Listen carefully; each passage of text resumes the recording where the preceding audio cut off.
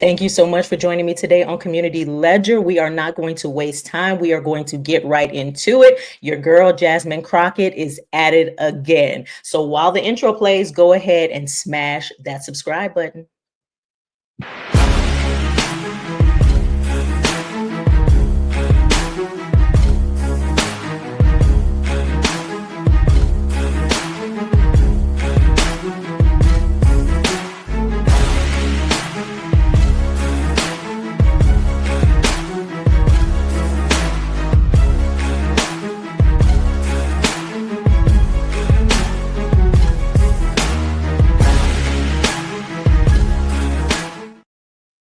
Yes, thank you so much again for joining me today on the Community Legend. Again, my name is Andrea Banu.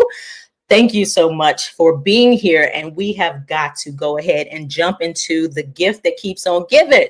Miss Jasmine Crockett. She is at it again. She has offended even more, not just the Black folks, but it seems like she is going in on those with disabilities and got a whole lot of people up in arms. So much so that members of Congress are asking to censor her. Yes, they want to force her to sit her butt down. You know what? And it may be necessary. So go ahead and relax, get yourself a cup of coffee, something to drink, and let's go ahead and get into it. Oops, sorry. That is not what I wanted to play. We're going to go ahead and cut in. Be censured by the U.S. House of Representatives. The calls for a public rebuke come after she made controversial comments over the weekend about Governor Greg Abbott. NBC5's Phil Prazen has more. Houston area Congressman Randy Weber has filed a motion to censor Dallas Democratic Congresswoman Jasmine Crockett over these comments over the weekend. Thank you so much, Morgan, because we in these hot Texas streets, honey. Y'all know we got Governor Hot Wheels down there. Come on now. And the only thing hot about him is that he is a hot mess, honey. So she said that during a speech for the Human Rights Campaign in Los Angeles. While still new to Congress, Crockett has already built a reputation for brash talk and controversial statements, not backing down in an environment of heated rhetoric. She told Lone Star Politics this past weekend Democrats need to get tougher with their messaging. So when you're sitting up in a debate with Greg Abbott, it's okay to be indignant because this is a guy that also on his watch has had women die. On the Hot Wheels comments, she posted online, quote, "I wasn't thinking about the governor's condition. I was thinking about the planes, trains, and automobiles he used to transfer migrants into communities led by Black mayors, deliberately stoking tension and fear among the most vulnerable." That, a reference to the state's Operation Lone Star migrant busing program. Governor Abbott has not yet responded. An accident at 26, and you were jogging, and So I'm going to go back because he did actually respond after that post. However, I want to get into what she stated. She stated that it's okay to be indignant when you're speaking about this particular governor. No, it's not okay to be indignant. And then she comes back and says she wasn't speaking about him being in a wheelchair. She was speaking about the fact that he was using, planes, trains, and whatever vehicles to usher migrants out of Texas. Who listening would interpret it as such? When you said Governor Hot Wheels, for a person who is in a wheelchair, of course, people are going to interpret it as an insult based on the fact that the man is in a wheelchair. And it's just so ignorant. And it's like, come on, it's like she has no censor. And it's like, where did this come from? We have seen Jasmine Crockett over the years. She has never been this reckless. She has never been this indignant. She has never been this ghetto and wretched and inappropriate. And it seems like no matter where she goes, no matter what platform she's on, she has to throw out these expletives. She has to be cursing and being just ridiculous. Like, how do you stand up in front of a room of people as a congresswoman and throw out all of these hot ass mess? Like, who speaks like that in a professional setting? We're on YouTube, we're having a conversation, we're more casual, but I don't speak like this when I'm at work. I don't speak like this when I'm around people in a professional setting, especially not representing the public. So I just don't understand why she feels like this is appropriate. Now, a lot of people have said, of course, this is her just putting on a show. These are theatrics, things of that nature, which obviously seems to be the case because she did another interview not too long ago where she let it be known she ain't working on nothing. She ain't working on no policies. She ain't working on no legislation. She ain't doing nothing to actually make any real progress in this community that she claims to serve. But I'm gonna go ahead and continue. Just go ahead and let it continue. For migrants into communities led by Black mayors, deliberately stoking tension and fear among the most vulnerable. That again, claiming that Governor Abbott sent all of these migrants to cities with Black mayors. Denver doesn't have a Black mayor, and neither does Boston. So what are you talking about? He sent these people he sent them to sanctuary cities, Democratic run cities, not just cities with Black mayors. So yes, Chicago, New York, but Denver and Boston do not have Black mayors or governors. So what are you talking about? What are we talking about? These are all still Democratic cities. a reference to the state's Operation Lone Star migrant busing program. Governor Abbott has not yet responded. An accident at 26, and you were jogging, and you had a very severe injury, and yes, you are on a wheel. So I'm sorry. I'm just going to go ahead and interject and let it be known that this is the response that he made after her comments. Wheelchair, and I've gotten to know you. You're a personal friend of mine. I take it personally when friends of mine are attacked viciously for no reason, and there's no way in hell that this woman and her ex-post is going to convince me she meant anything other than what we all believe it to be. Your reaction? Well, Sean, is another day and another disaster by the Democrats. The reality is they have no vision, no policy. They have nothing to sell but hate, and Americans are not buying it. It's one reason why Texas is going to remain red and why Republicans are going to continue to win elections across the country. The fact, Sean, is that Texas is actually in direct contrast to what she was talking about. Texas has ranked #1 for the most new jobs in America over the past month, #1 for the most new jobs over the past year, and for several years. Texas ranks #1 for the most new economic development projects for 13 years in a row. CEOs who run businesses have ranked Texas the best state for doing business for 20 years in a row. And Texas is in the vanguard as it concerns the future of the United States, such as space exploration, such as artificial intelligence, such as semiconductors, as well as power generation. The bottom line is that Republican states like Texas are leading the way, and with comments like this by Democrats, we will just leave them in the dust in future elections. Perfectly said. He said, I'm not even going to address the silliness that she was speaking with regards to Hot Wheels. I'm going to address the fact that we're excelling, that we're winning, that we're actually doing the work and the deeds that our constituents requested of us. Okay. So a lot of people in Texas were not in approvement of what was happening at the border.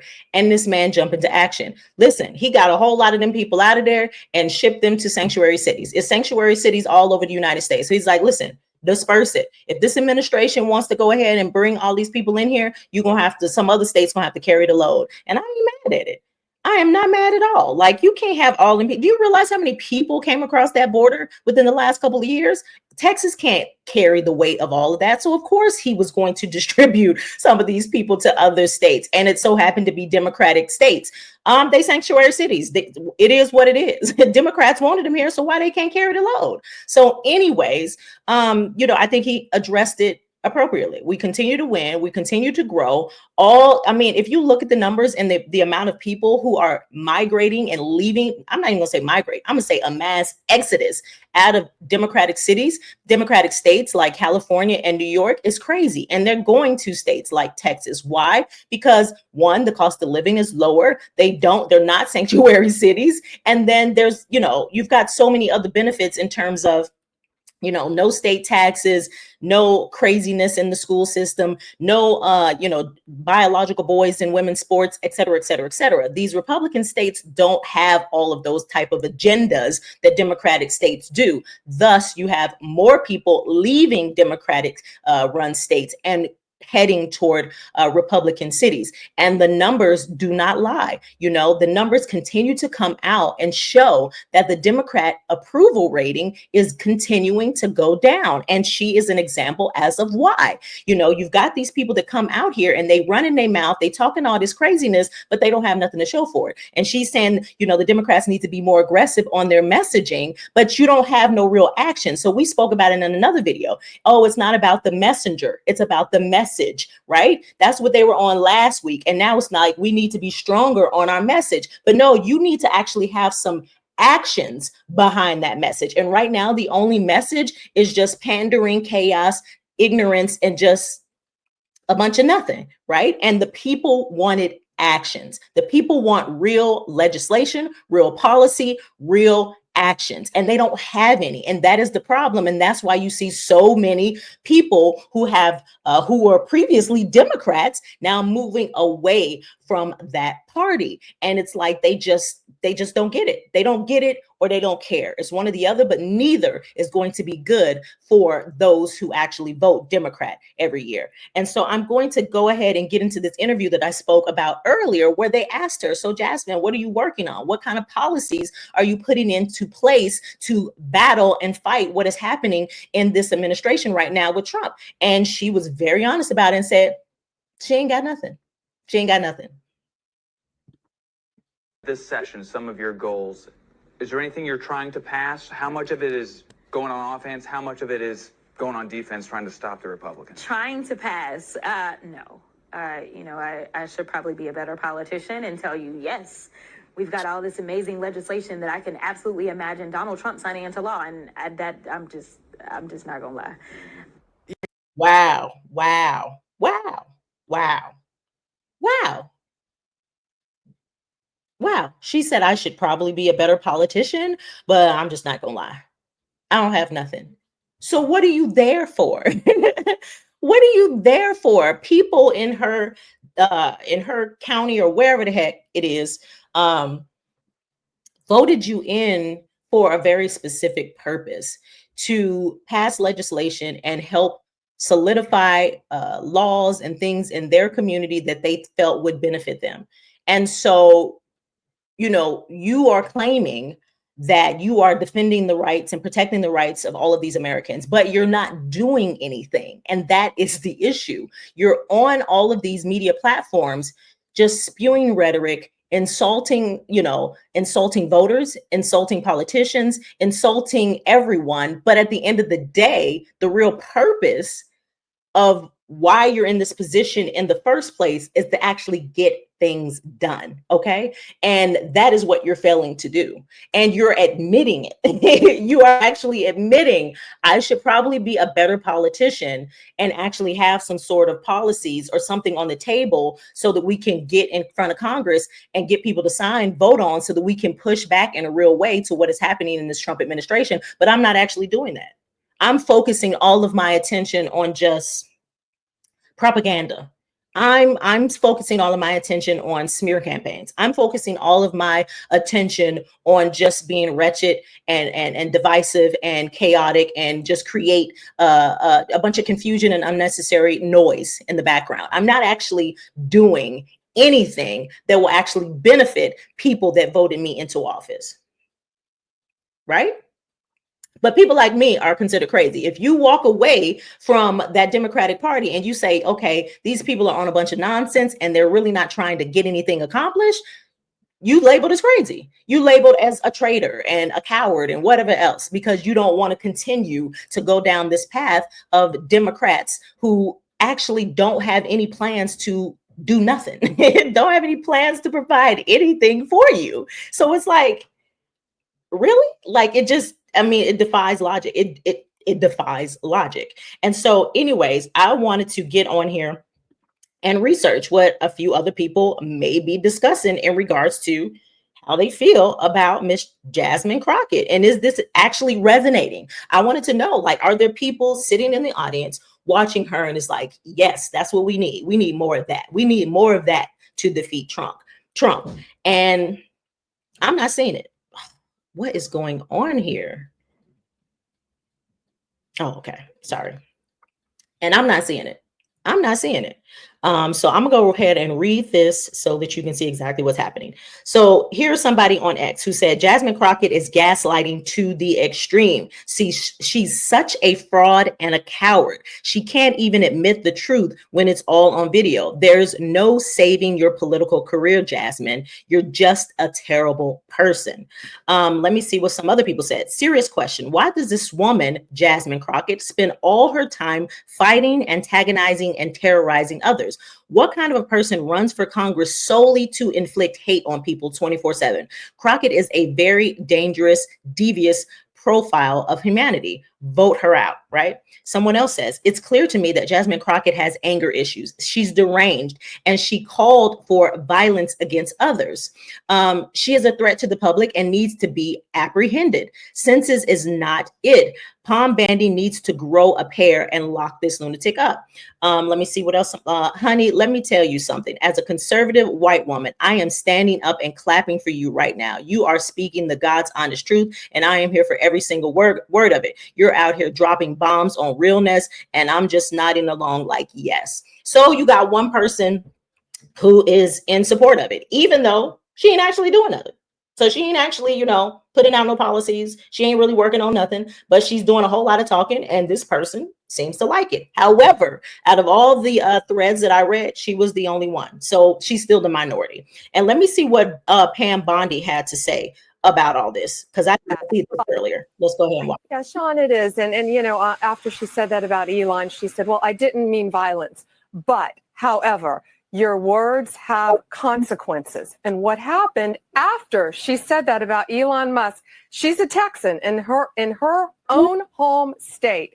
After she said that, this morning, 3 explosive devices were found in Austin, Texas. So she needs to unequivocally denounce the violence. She must apologize immediately, not only to all Texans, but to our country, to the American shareholders of Tesla, because she is promoting violence. And then you showed the clip of what she said about Senator Cruz. I believe she probably will be censured by Congress for saying that. People don't learn. She's using her public persona, her public platform to increase her followers, to increase her significance, and she is threatening lives, safety. When she did this at Tesla, Sean, people's lives are in danger. This is America. We're in a free country, and she's yet encouraging this violence in our country. Think of all the lives that could have been jeopardized in Texas just today by her words and what she's done. But she didn't stop with that. She continued on with Senator Cruz. She has to apologize immediately and denounce the violence. So she's talking about everybody. She's talking about Elon, Senator Cruz, et cetera, et cetera, et cetera. So here's what she had to say about Senator Cruz. Republican Jasmine Crockett says to punch your opponents and call to knock Ted Cruz over the head. Republican Jasmine Crockett is explicitly calling for violence. She needs to be investigated. So here, someone else posted, here's what's missing. Jasmine Crockett is a sitting U.S. representative, an authority figure, calling for targeted violence in her capacity as an authority figure. And there is no accountability for members of Congress that break the law. Here's the sad part. Let me see here. This means nothing has changed. Yeah, it's just, and it just goes on and on. This woman is just crazy. And at the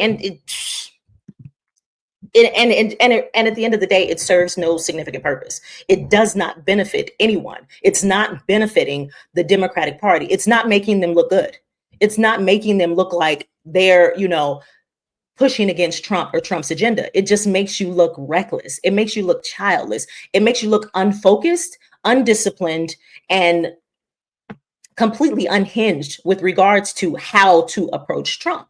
And that's scary, okay? Because that means anybody and everybody on that side looks exactly the same way they did when Kamala was up there, unqualified, incredibly unqualified, okay? So when Kamala was up there, up against Trump, standing as a politician in opposition to what Trump had planned, She just looked incredibly unprepared and unqualified. And the Democrats look the exact same way. They look the exact same way. When you have all of this stuff going on with AOC, all this stuff going on with Jasmine Crockett, you just look incredibly unqualified. You have Trump out here. He has his team. He's making moves, right? But y'all can't come up with nothing. You can't come up with any policy. And this is a whole host of lawyers. Y'all can't come up with nothing to put on the Senate floor, on Congress's floor so that people can vote on it. You can't come up with nothing that is substantial. And that is the problem. And that's why people who are lifelong Democrats are sitting back in their chairs at home, frustrated, yelling at their televisions because they don't support Trump. They don't like what's happening in this administration, but they don't have nobody else to vote for. It's like, either you're going to vote for Trump or you're going to have to sit out, because the Democrats not talking about nothing. And that is why their rates and their approval ratings continue to go down. And that's why they are going to get a serious whooping come this midterm election. And they're going to have to do some serious work in order to really be competitive in the 2028 presidential campaign. But, you know, if you have not already, please do go ahead and push that subscribe button. I appreciate all the love, and it allows me the opportunity to continue to make this content and have this conversation with you. And what say you? What is your opinion about Miss Jasmine Crockett and her role in the Democratic Party? And do you think that she is serving any significant purpose, or does she need to be censored? Does Congress need to go ahead and have her sit down for a little bit so that they can focus on actually making progress and real moves to battle what is happening in the White House with Trump?